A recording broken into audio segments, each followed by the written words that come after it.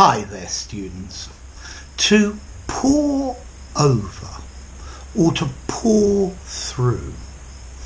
Notice the spelling P-O-R-E. Yeah, I'll look at the spelling a little bit later. To pore over something is to examine thoroughly, intensely and carefully. Normally something that is written, a book or a document or something like that. To study very carefully. So, for example, he has an exam next week and he's been poring over his books for several months now. So studying and reading intensely and carefully. Yeah. The lawyer pored over the contract. He pored through the contract as well to try and establish who had liability for this. I pored through the text, checking for errors before the book was published. So you're going through something line by line.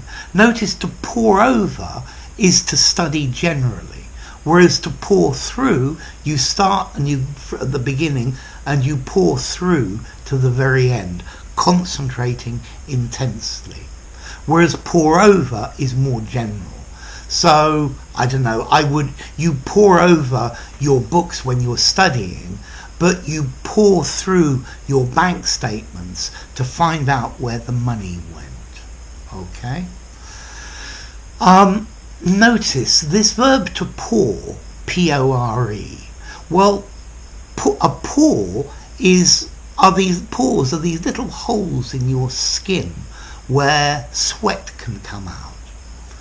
But there is also a verb to pore in English, which means to meditate deeply about something. So effectively you're meditating deeply, you're concentrating deeply on the book or the text that you are looking at. Yeah? And it's nothing to do with the pores in your skin. Okay? Yeah, you pore through something from start to finish. Whereas if you pore over something, you go to one place and then another, checking or studying.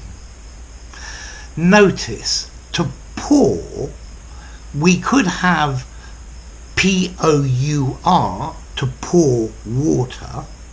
We could have poor, I'm poor, I've got no money. Or the paw of a cat, the hand of a cat or a dog. But this is P-O-R-E, to pore over. Okay? So he spent days poring over the book that he wanted to publish. Okay? Examining it carefully, studying carefully with great attentiveness. Okay? Apparently this verb to pore comes from Middle English, from the verb to peer, to look at something. So to peer over, yeah, you are looking at it, but this is intensely. Yeah? But notice as well, with to pore over, it's particularly something that's written, a written document or a book. Yeah? Maybe you could pore through my videos to find me pronouncing a certain word, go through them slowly, piece by piece, looking for something. Yeah? But most normally it's a written text. Okay? So, to pore over something.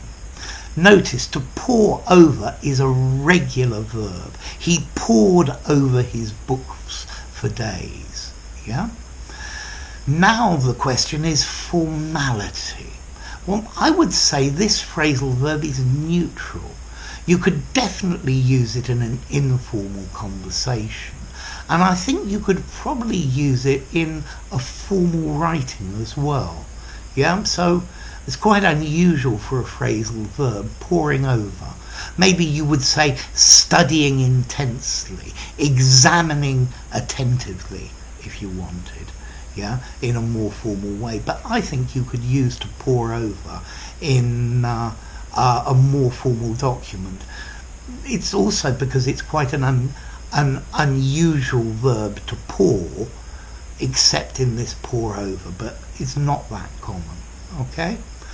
So, yes, he was poring over his books for months because he was very studious and he wanted to pass the exam. Yeah, the scientists pored through their calculations to make sure that everything was right. Because, like they say, measure twice, cut once. We've been poring over holiday catalogues and brochures to find the perfect honeymoon spot for us. Yeah? I've been poring through catalogues to find this item in exactly the right colour. Studying intensely. Okay? Another question. I've been poring over my books. I've been poring over them. So notice this phrasal verb is inseparable. You can't say pour them over. That would be to pour. I've been poring over them. Inseparable. And that's quite unusual for phrasal verbs. Only maybe 5 or 10% are inseparable. Yeah? So you can't separate the pour and over. Pour over it. Pour over them. Be careful with that one. And remember, like I said, it's a regular verb. Okay? So, to pore over something, to examine a text, to study it carefully. Yeah? Anyway, enough. If you enjoyed the video, give it a rating, subscribe to my channel, and I'll see you soon. Bye for now. To pour over something. Remember, it's inseparable.